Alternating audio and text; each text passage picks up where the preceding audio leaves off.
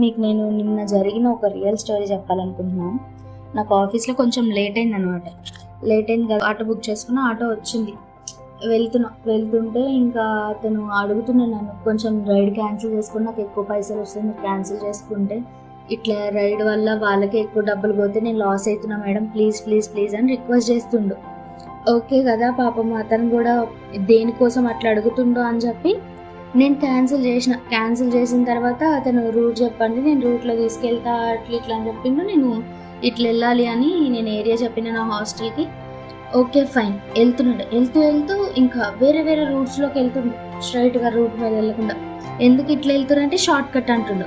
Short cut అవసరం లేదు, స్ట్రైట్గా పోనంటే మీరు భయపడకండి, నేను తొందరగా తీసుకెళ్ళిపోతా అట్లా ఇట్లా అని డిస్కస్ చేస్తుండు.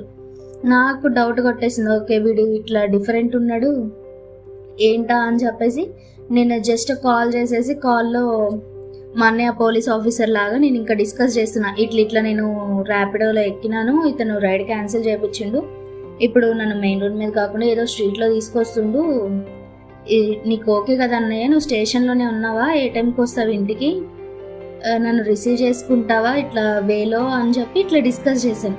ఇంకా అతను ఏమనుకున్నాడో ఏంటో మరి, మెల్లగుండా ముందు స్ట్రీట్ నుండి మెయిన్ రోడ్ మీదకి తీసుకొచ్చేసి నేను కాల్ కట్ చేయగానే, మేడం మీ బ్రదర్ ఏం చేస్తారు ఏంటి అని అంటే, ఇట్లా పోలీస్ ఆఫీసర్ ఇక్కడే అని చెప్పి నేను చెప్పిన. ఓకే పోలీస్ ఆఫీసరా, అవునా మేడం అని చెప్పి కామ్గా ఇట్లా తీసుకెళ్ళిపోయి నన్ను అక్కడ డ్రాప్ చేసిండు సేఫ్గానే.